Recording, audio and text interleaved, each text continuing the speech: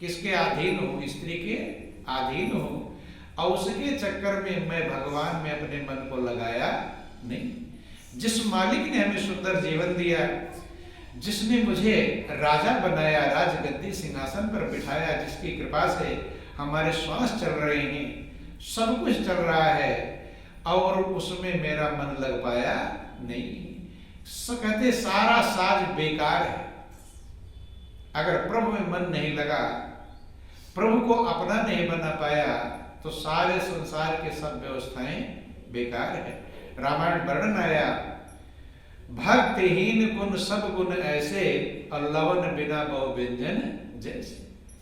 सारे गुण, सारे सुख, सारे साज बेकार हैं अगर हमारा प्रभु के चरणों में लगाव नहीं हो पाया, प्रेम नहीं हो पाया, हमारा मन प्रभु में स्थिर नहीं हो पाया। ऐसा विचार करके उन्होंने राजपाट को छोड़कर और भजन करने के लिए चल पड़े।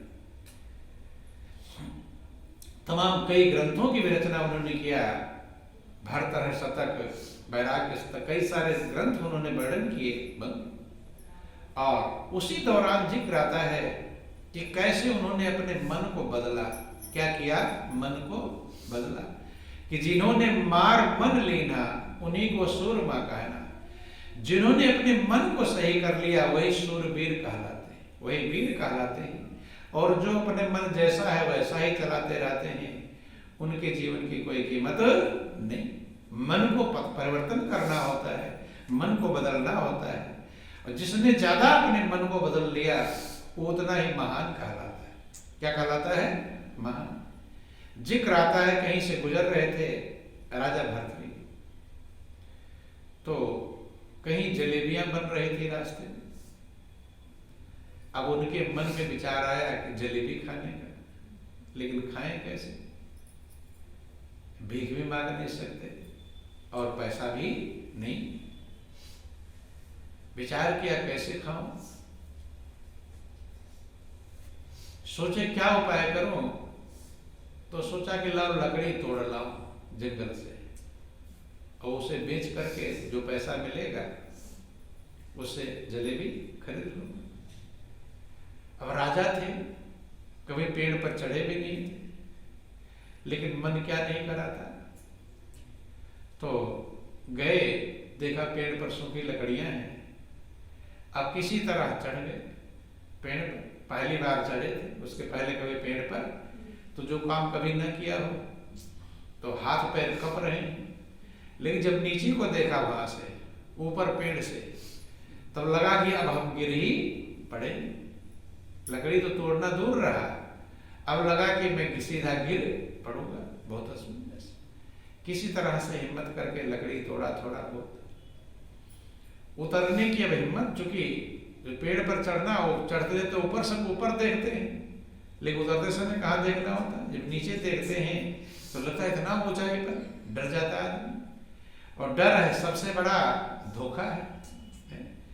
मनुष्य वो कहना, जो डर गया सो मर गया। डर गया तो आसान काम भी कठिन हो जाता है। किसी तरह हिम्मत करके उतरे, ले गए लकड़ी, गट्ठर को बेचा, जलेबियां खरीदे। सोचे कि यहाँ समाज के सामने खाने से अच्छा है, नदी किनारे पानी भी है, वहीं खाऊंगा। विचार करते रहे अपने मन के ऊपर कि मन ने मुझे क्या करा दिया। विचार करना चाहिए मनुष्य को कि मन मुझे कहाँ कहाँ ले जाता है, क्या क्या करवा देता है।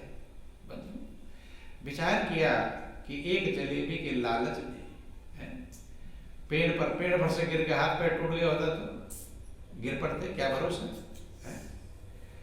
तो मन को समझा रहे हैं, एक जलेबी निकालते थे और एक थप्पड़ अपने आप को लगाते थे। किसको? मन को, कि तू जलेबी खाएगा सही बनेगा, क्या करेगा। तो महापुरुष का, जिन्होंने मार मन लेना, उन्हीं को सुन, जिन्होंने अपने मन को सही कर लिया। क्योंकि मन ही नचाता है, मन सारे संसार को नचा रहा है, सारी दुनिया का नाच रहे हैं। अच्छे बुरे कर्म कर रहे हैं, किसके द्वारा? मन के। कि मन के हारे हार है और मन के जीते जीत, कहीं कबीर हरि पाए मन ही के प्रतीत। बंधु एक थप्पड़ मारते थे, एक जलेबी मन को दिखाते थे खाना, खाएगा जलेबी, और एक थप्पड़ मारते फिर जलेबी को कहाँ डाल देते थे?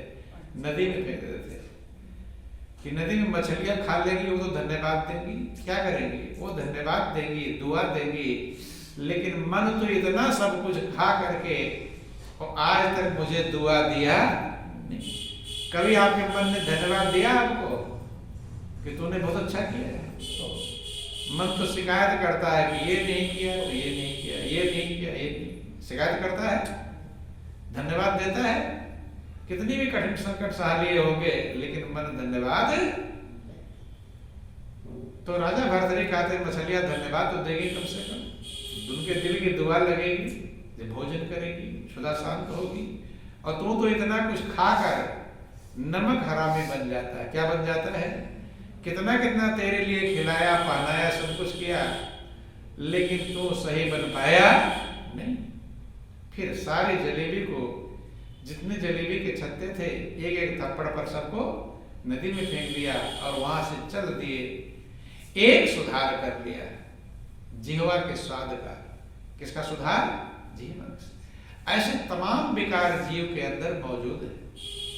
एक एक करके, एक एक कंकड़ जब हम निकालेंगे तब कहीं निकल पाएंगे और तब कहीं जीवन आनंद मग्न बन पाएगा। अगर चावल दाल में कंकड़ रह ही जाएगा तो वो चावल न खाने लायक होगा, न दाल खाने लायक बनी। एक एक करके बनो। फिर दूसरा जिक्र आया कि अब उन्होंने जिह्वा के स्वाद पर विजय प्राप्त कर लिया। बंधु हमारी इंद्रियां ही, इंद्रियों के अधीन होकर मन विषयों में जाता है। किसके द्वारा जाता है? इंद्रियों के द्वारा जाता है।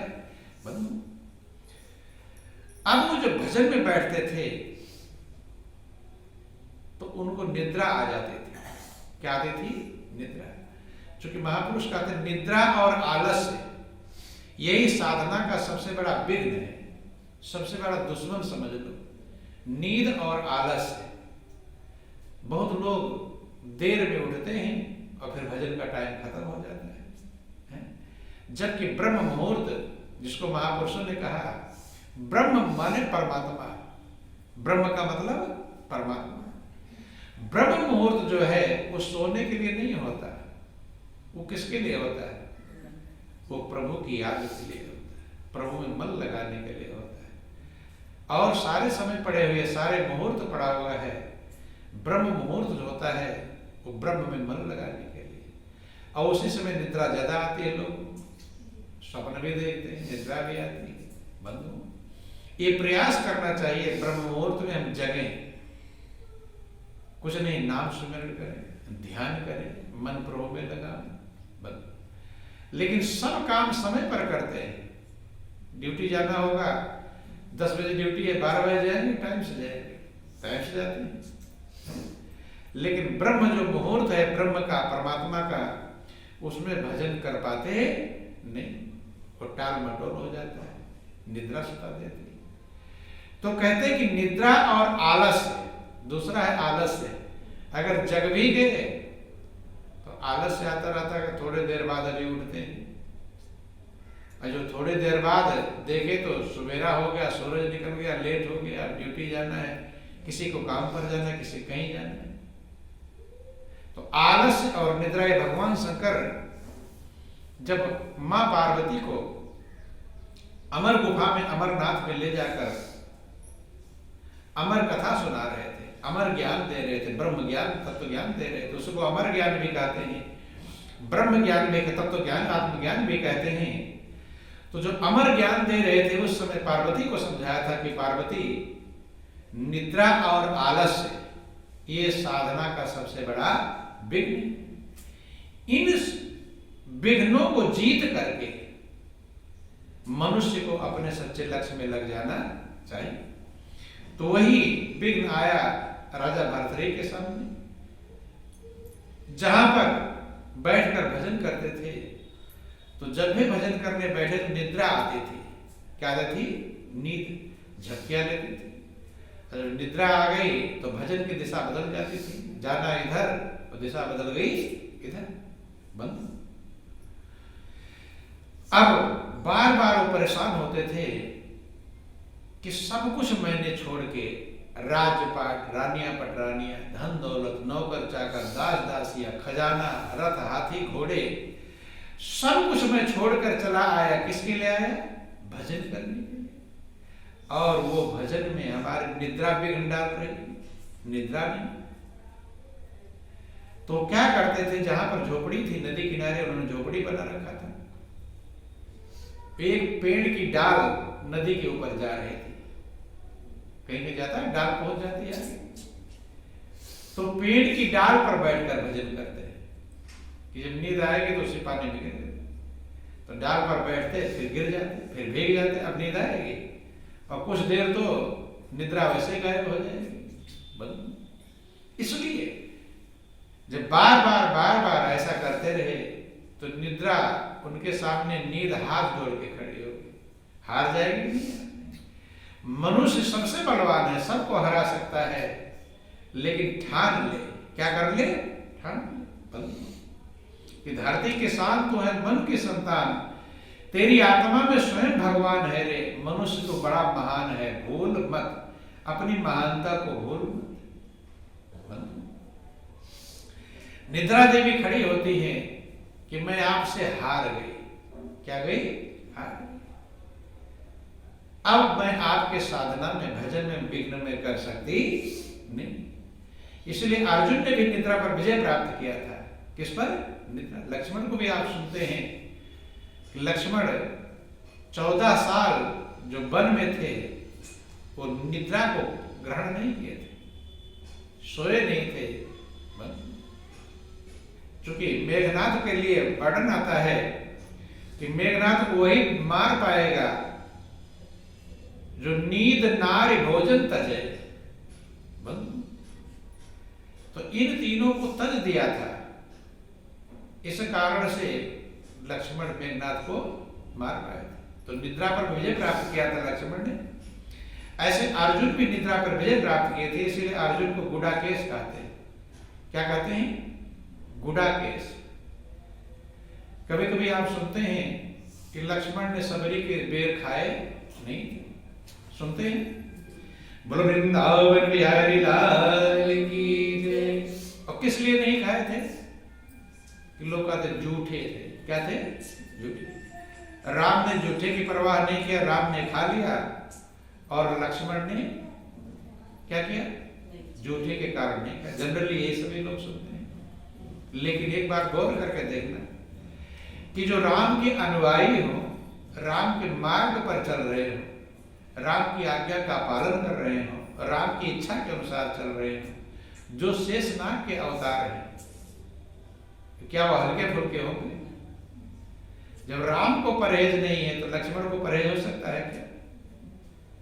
लक्ष्मण को भोजन वर्जित था, भोजन का तज दिया था, भोजन का उपवास रखा था, व्रत रखा था। ध्यान में, चूंकि मेघनाथ को मारने की क्षमता तभी प्राप्त करती,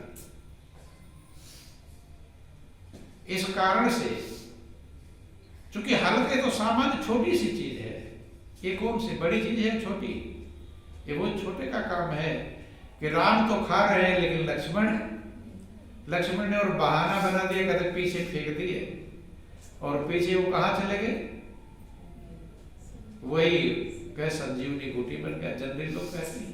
लेकिन गौर करना, विचार करना, लक्ष्मण क्या इतने कम अकल के थे, कम बुद्धि के थे, क्षमतावान थे, सामर्थ्यवान थे, शेषनाग के अवतार थे।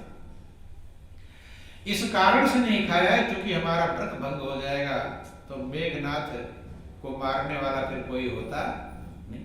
बंधु ध्यान देना। बोलिए प्रेम से गुरुदेव महाराज की, बोलो वृंदावन बिहारी लाल की। तो ध्यान देंगे, समझने का प्रयास करेंगे। अब बार बार जब गिरते थे पानी में, निद्रा देवी हाथ जोड़ के खड़ी हो गई कि मैं अब आपके सामने आने वाली नहीं, हार गई, मैं सरेंडर कर दिया। तब भर्तरी ने कहा था, वाह घर जइयो रि निदिया, जा घर राम नाम नहीं भावे। जिसको प्रभु का भजन अच्छा ना लगे उसको जाकर तुम परेशान करना, सुलाना। प्रभु के भजन करने वाले को निद्रा तुम मत सताना। क्या करना? भजन वाले को मत सताना। कि वह घर जइयो रि निदिया, जा घर राम नाम नहीं भावे। बैठ सभा में मिथ्या बोले और निंदा करे पराई। जो झूठ बोलता, अर्थात दुश्मन किसके पास जाए? उल्टे वाले के पास। बैठ सभा में मिथ्या बोले, निंदा करे पराई। झूठ बोलता, दूसरे की निंदा करता, उनको सुलाना जाकर। उनको सुलाने से क्या फायदा हो जाएगा? कि जब तक सो जाएगा तब तक तो निंदा करना बंद कर देगा, झूठ उतनी देर तो बंद कर देगा, तो फायदा होगा घाटा? ध्यान देना, फायदा करने वाले के पास जाना। कि बैठ सभा में मिथ्या बोले, झूठ बोलता हो, और जितनी देर सो जाएगा उतनी बोलेगा, सोकर थोड़ा झूठ बोल पाएगा, तो झूठ से बच जाएगा। और निंदा करे पराई, जो दूसरे की निंदा करता हो। चूंकि ये अवगुण है, ये क्या है? मनुष्य के अवगुण है। दूसरे की निंदा करने वाला जिसकी निंदा करता है उसके पापों को ले लेता है, पापों में हिस्सेदार बन जाता है। क्या बन जाता है? हिस्सेदार। तो अगर हिस्सा लेना है किसी के पाप का तो निंदा करना खूब ढूंढ ढूंढ के, और बचना है तो निंदा से बचना चाहिए।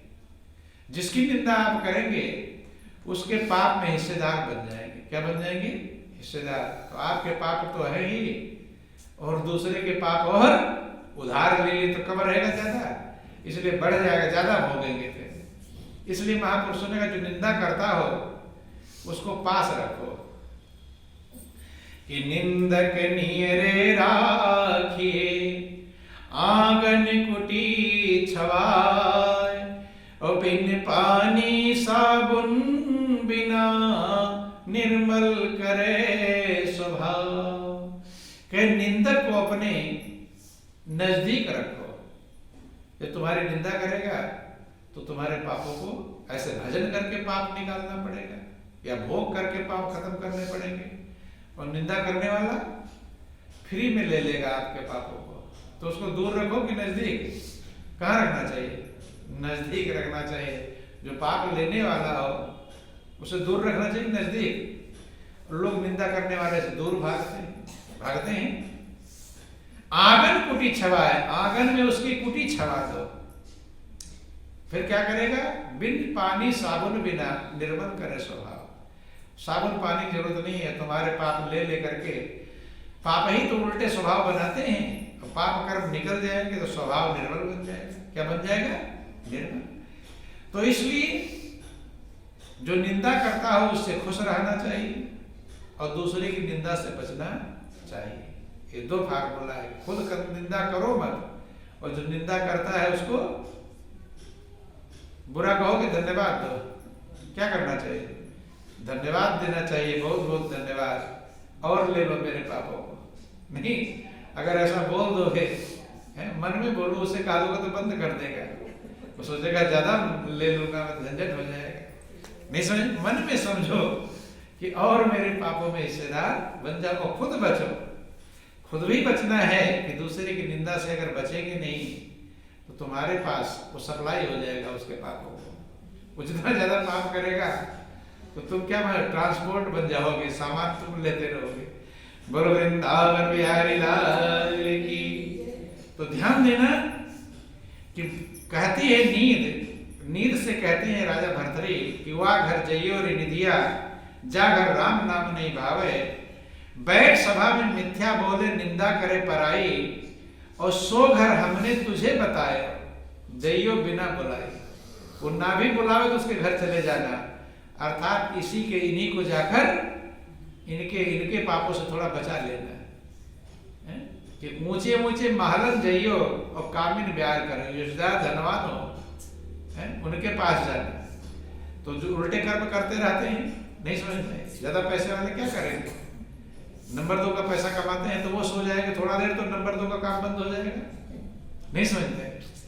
ऊंचे ऊंचे महलन जइयो और कामिन प्यार करइयो, और हम पर से क्या लेगी बावरी पत्थर पे दुख पइयो।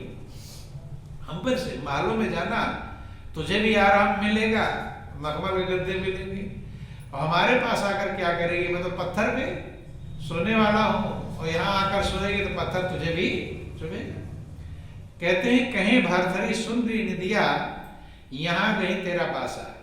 अब मेरे पास तेरा बासा बस नहीं पाएगी, मेरे पास रह नहीं पाएगी, और हम तो रहते राम भरोसे गुरु मिलन की आशा। कहते हैं गुरु के चरणों में मिलने की आशा है, एकाकार होने की आशा लगी हुई है कि कब आप अपने गुरु महाराज जी के चरणों में एक बन जाए। क्योंकि गुरु शिष्य को अपने समान बना लेते हैं कि पारस और सतगुरु में बड़ो अंतरो जान, और लोहा लोहा कंचन करे हुए कर लें आप समान। तो कहते हैं मुझे ऐसी आशा लगी हुई कि मैं अपने गुरु के चरणों में लग जाऊं, उनमें एकाकार हो जाऊं, उनमें लीन हो जाऊं, और यहां पर तेरा बासा नहीं। अर्थात राजा भरथरी ने एक एक करके अपने सारे विकारों को, कंकड़ों को अपने जीवन से निकाल दिया। तो वही महाराज भरथरी बहुत बड़े भक्त, बैरागी कहलाते हैं। क्या कहलाते हैं? बैरागी कहलाते हैं, जो राज्यपाट सब कुछ होने के बावजूद भी प्रभु के चरणों में अपने मन को लगा लिया। ये चीजें जिन्हें रोक नहीं पाई, फंसा नहीं पाई, जिनको ये संसार की चीजें रोक ना पावे, फंसा ना पावे, वही भाग्यशाली हैं, वही समझदार हैं, वही विवेकी हैं। और जिनको ये दुनिया की चीजें, जिनकी ममता और लोभ में पड़ करके जीव परम लक्ष्य को भूल जाए, वो अज्ञानी है, वही नादान है। तो जिंदगी बहुत कीमती है, अनमोल है, ये प्रभु कृपा से मिला है, और कब तक है मिला कुछ भरोसा नहीं। ना जाने की उड़ चलने की आ जाती कब बेला है, कब उड़कर जाने का समय आ जाए कुछ भरोसा नहीं। इसलिए अपने जीवन में कंकड़ों को निकालो और फूल इकट्ठा करो, अर्थात कमियों को निकालो और अच्छे गुण, अच्छे कर्म इकट्ठा करने का प्रयास करें। ये जीवन की कीमत है, ये जीवन का सार है। बोलिए प्रेम से गुरुदेव महाराज की जय।